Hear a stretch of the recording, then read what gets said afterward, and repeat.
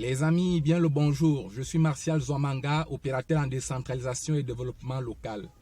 Nous avons eu l'habitude de parler de décentralisation sur cette chaîne, mais aujourd'hui, je voudrais que nous nous attaquions à un sujet qui me tient particulièrement à cœur, celui du développement à l'échelle nationale. Vous savez que dans le développement économique d'un pays, d'une nation, les collectivités jouent un rôle central, mais les collectivités ne sont que des petites pièces d'une chaîne. Les collectivités ne sont que le maillon d'une chaîne.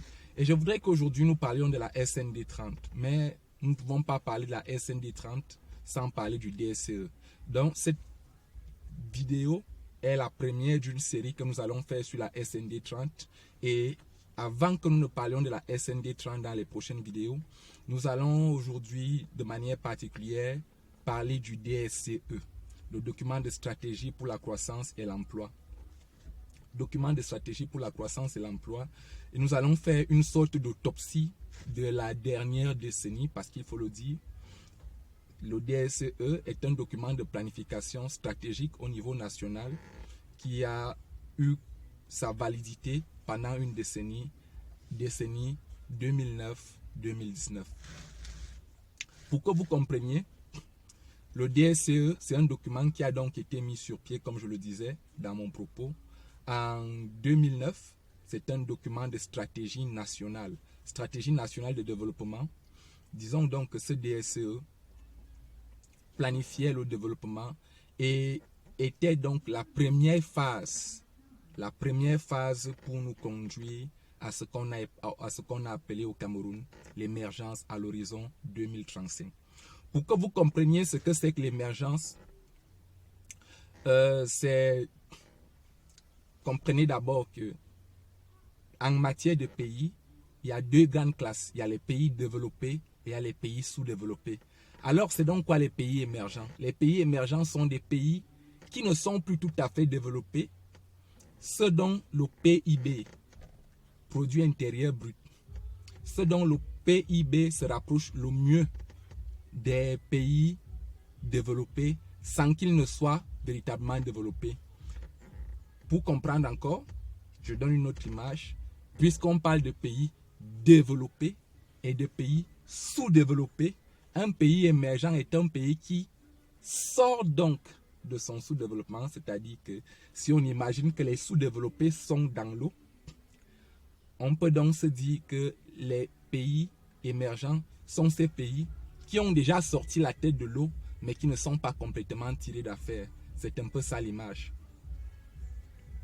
Alors, puisque je vous ai parlé de PIB tout à l'heure, c'est quoi le PIB? Le PIB, c'est l'ensemble des richesses produites par les acteurs d'un pays, qu'ils soient du privé, du public, du privé, du parapublic, tous les acteurs.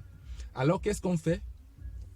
C'est qu'on additionne ces richesses-là et on fait une sorte de moyenne et on voit donc le PIB par habitant.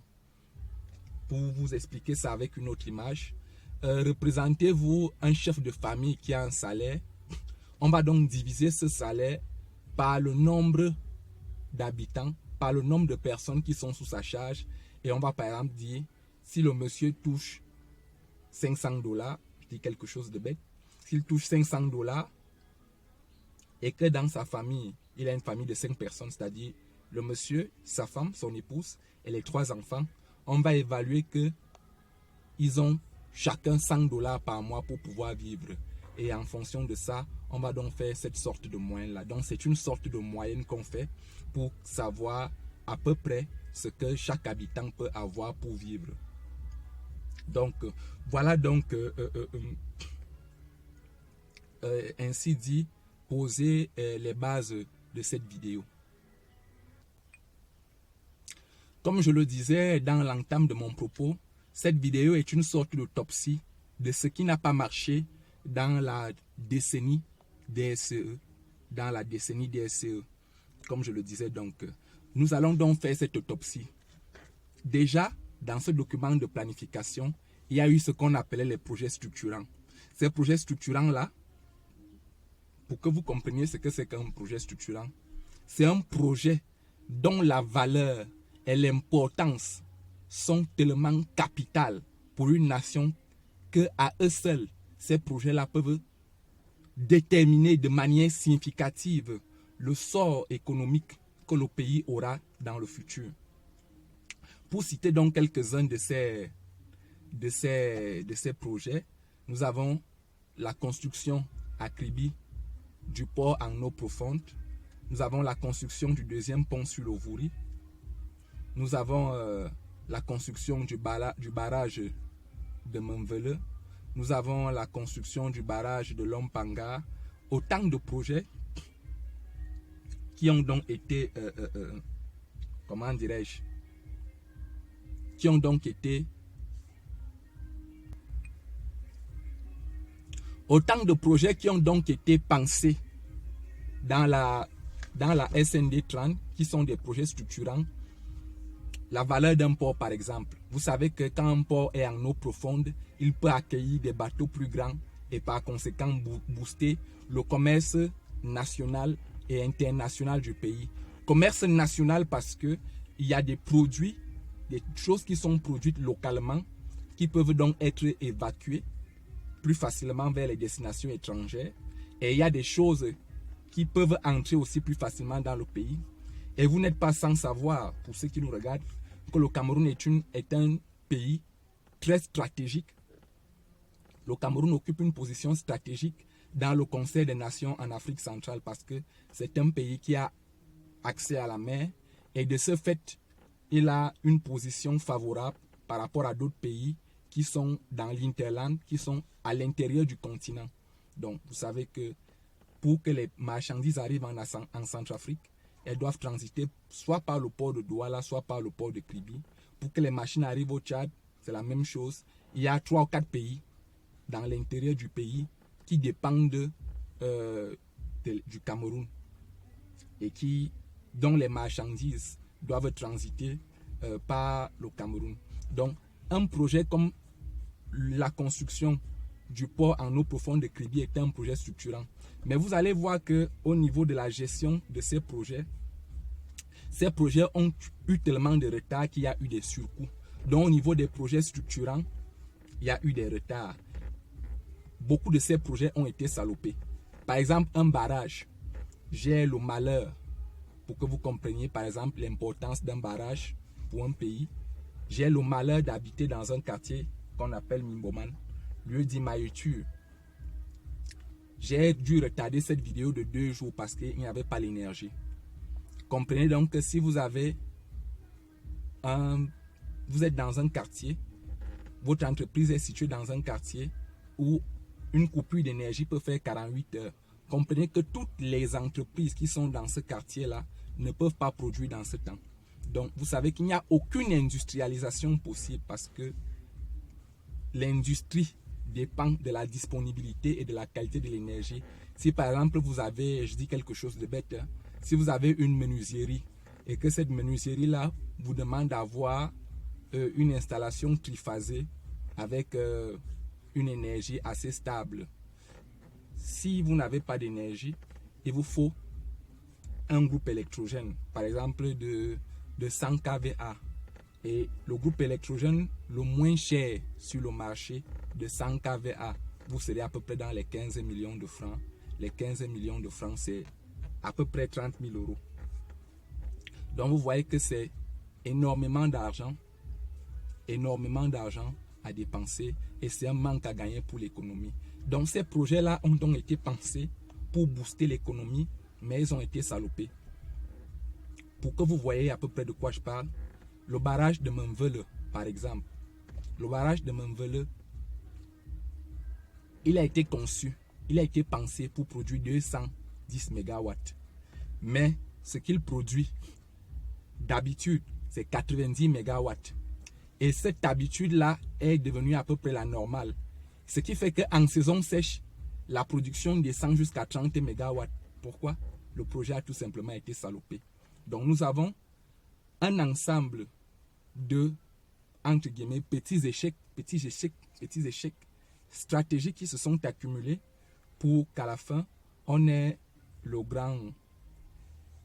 tombe dans le grand désarroi de ces projets. Donc, la plupart des projets ont pris du retard, que ce soit le projet de Lompanga, que ce soit le projet hydroméquines, que ce soit le projet de Mambele, pour citer les projets de barrage, le projet du deuxième pont sur le Vourier aussi. Il a pris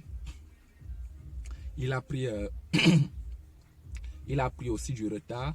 Comprenez que ce projet-là est aussi d'une importance capitale parce que non seulement il divise la ville de Douala en deux, du côté de Bonaberi, qui est un côté industriel, et le côté qui est à peu près le centre-ville, qui est un côté un peu plus, comment dirais-je, qui est un côté un peu plus administratif. Et il faut savoir que ce côté-là aussi relie les régions du littoral aux régions du nord-ouest et du sud-ouest. Donc c'était à la fois un projet économique au niveau de la capitale économique du pays, qui est Douala. C'était aussi un projet de désenclavement de la nation, de l'État tout entier. Ce projet aussi a eu du retard. Il a été assez bien exécuté, mais il a eu du retard, ce qui a entraîné des surcoûts. Ça, c'est au niveau des projets structurants pour le pays. Ces projets structurants qui ont donc été mal exécutés ou qui ont pris du retard ont entraîné une révision à la baisse de toutes les prévisions de croissance. Pour que vous compreniez, si on prévoit par exemple de vendre de l'énergie à des États voisins et que cette énergie qu'on va vendre, qui est issue des barrages, vient des barrages et qu'on n'arrive pas à la produire, ça fait que toutes les prévisions de croissance liées à cette production sont revues à la baisse. Même chose pour le port autonome de Kribi. Toutes les prévisions liées à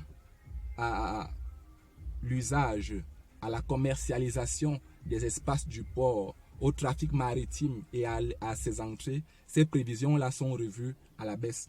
Voilà ce qui est des projets structurants. Donc, une fois qu'un projet structurant échoue, toutes les prévisions de croissance qui sont liées directement ou indirectement à ce projet structurant sont d'office hypothéquées. Parlons de la finance publique.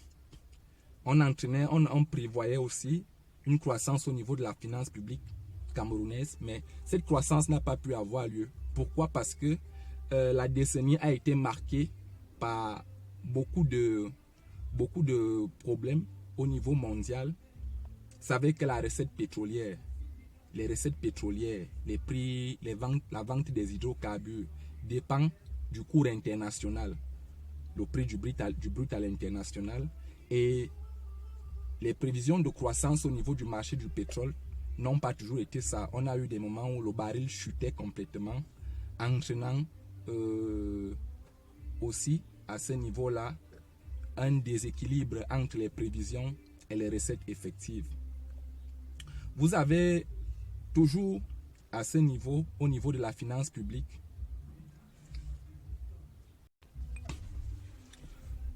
toujours au niveau de la finance publique, vous avez une balance commerciale de l'État qui s'est avérée déficitaire.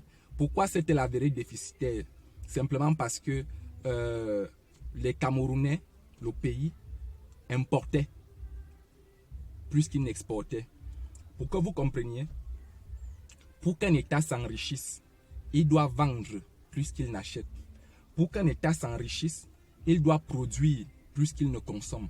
Or, au Cameroun, actuellement, à l'état actuel des choses, nous consommons plus que nous ne produisons, nous achetons plus que nous ne vendons. Et ce qui est dommage dans cette affaire de balance commerciale déficitaire, c'est que l'essentiel de la dépense commerciale du Cameroun à l'extérieur est, à cette époque-là, et jusqu'à l'heure actuelle même d'ailleurs, basé sur les questions de bouffe. Le Cameroun dépense des milliards. Les dernières estimations disent que le Cameroun dépense 190 milliards par an pour importer du riz. À peu près la même somme aussi pour importer le blé. C'est avec la farine de blé qu'on fait les pains et toute la pâtisserie que vous connaissez. Et à peu près la moitié des deux premières denrées pour acheter du maïs. Ce maïs donc qui va servir à produire de la provende. Donc vous voyez, ce qui est un véritable gâchis, c'est que nous sommes à une époque où on parlait d'agriculture de seconde génération et même de troisième génération pour certains, mais nous sommes à un niveau où on est encore en train de se ruiner pour acheter de la nourriture à l'extérieur, pour pouvoir se nourrir à l'extérieur. Nous dépensons aussi beaucoup d'argent pour manger du poisson congelé. Donc l'essentiel de la dépense camerounaise à l'extérieur, c'est du poisson congelé, du riz, du blé et du maïs. Cet exemple que je donne me permet donc d'embrayer sur la politique agricole du pays. Au niveau de la planification, l'agriculture est l'activité qui permet l'industrialisation. Tout pays développé commence par l'industrialisation de son agriculture, mais ça a été un véritable fiasco. Au lendemain du comice agro-pastoral de Bolova, il était question qu'on mette sur pied une usine de tracteurs à Ebolova, une petite localité de Bolova appelée Akakesatolo. Je crois que je respecte la prononciation locale, Akakesatolo. Et la dite usine avait été effectivement mise sur pied après le montage des 1000 premières machines. Après le montage des 1000 premiers tracteurs, la production s'est arrêtée net. La production s'est arrêtée net, laissant donc les 1000 machines en question. On ne sait pas trop pourquoi, jusqu'ici, personne n'a jamais su véritablement pourquoi ce projet s'est arrêté. Les 10 tracteurs étaient destinés aux agriculteurs organisés en groupe d'initiative commune appelé GIC, ou encore la nouvelle appellation des GIC, c'est les coopératives. Les 10 tracteurs devaient être distribués aux coopératives et à la semerie dans le Noun, qui devait booster la production de riz local justement pour que nous ne puissions plus nous ruiner. Mais après le montage des 1000 premières machines, la production s'est arrêtée là et on n'a jamais véritablement mis les mécanismes sur pied pour que ces machines soient distribuées. Pour que vous compreniez, et même si ces machines avaient été distribuées, elles n'auraient pas été d'une très grande efficacité. Les machines qui ont été montées sont des machines d'un constructeur indien qu'on appelle Sonalika. Lorsque vous regardez la fiche technique, je m'y connais un peu en mécanique parce que ça fait à peu près 10 ans que je vends les voitures. Lorsque vous regardez la fiche technique, on va vous dire que ces tracteurs produisent dans les 70-80 chevaux. En fait, 70-80 chevaux, c'est la puissance sortie moteur. Mais la puissance sortie boîte, c'est 40 chevaux. Et c'est cette puissance sortie boîte qui permet d'être exploitée pour faire des travaux difficiles. Prenez par exemple, ces tracteurs sont conçus pour travailler là-bas chez eux en Asie, parce que le sol est meuble, il n'y a pas une végétation dense. Ces tracteurs-là ne peuvent pas labourer le sol du Cameroun. Parce que le Cameroun, pour la plupart du temps, en dehors des zones septentrionales, tout le grand sud Cameroun est fait d'une forêt dense, avec des racines, avec des souches. Donc ces tracteurs-là n'étaient pas tropicalisés et ne pouvaient même pas supporter une charge de travail. Pour que les tracteurs en question puissent supporter le travail, ici, il aurait fallu peut-être que ce soit des trucs un peu plus costauds, genre des Massey Ferguson, des John Deere, des tracteurs Case, des trucs qui ont au moins 100 chevaux sortis boîte pour pouvoir labourer. Donc, en ce moment-là, ces tracteurs devaient purement et strictement se limiter à tracter des charges, à devenir des tracteurs au sens propre du terme, c'est-à-dire des choses auxquelles on va attacher une remorque pour que les charges soient tirées. Donc, voilà, jusqu'à présent, ceux qui vont dans la ville de Bolova et qui se retrouvent dans cette localité où l'usine de montage a été faite, vous allez vous rendre compte qu'il y a une grande barrière avec des machines à perte de vue et ces machines-là croupissent essentiellement dans des hautes herbes. Donc, cette politique agricole, l'échec de cette politique agricole nous a condamnés à avoir une balance commerciale déficitaire puisque l'essentiel de notre importation, c'est la nourriture, c'est la bouffe. Cette décennie 2009-2019 a aussi été marquée par des problèmes de gouvernance. Nous sommes passés de la 58e place selon certaines agences de notation pour passer sommes passés de la 158e place, selon certaines agences de notation, pour nous retrouver à la 167e place. Donc nous avons perdu quasiment 9 positions pendant cette décennie-là, parce qu'il y avait des problèmes de gouvernance. Pour que vous voyez à quel point cette affaire était tellement grave, il y a même eu la création d'une institution spécialisée qu'on a appelée le tribunal criminel spécial, qui a été montée pour juger, qui est une institution qui a été créée pour juger les grands crimes économiques. Donc, les problèmes de gouvernance étaient tellement courants qu'il a fallu créer une institution. Pour que vous voyez un peu, il y a eu la création du tribunal criminel spécial, donc qui jugeait les grands crimes économiques, les détournements de deniers publics, les détournements de fonds et tout ça. Donc, c'est aussi une décennie qui a eu des problèmes de gouvernance. Et vous savez que certains journaux ont titré, et à juste titre d'ailleurs, avec raison, qu'on a eu tout un gouvernement en prison parce qu'on a trouvé pratiquement les hauts cadres de toutes les administrations qui se sont retrouvés en prison parce qu'ils étaient poursuivis pour des affaires de corruption, marché non livré et tout cela. Donc voilà en quelque sorte au niveau de la gouvernance économique. Pour couronner le tout, la décennie s'est achevée par des conflits.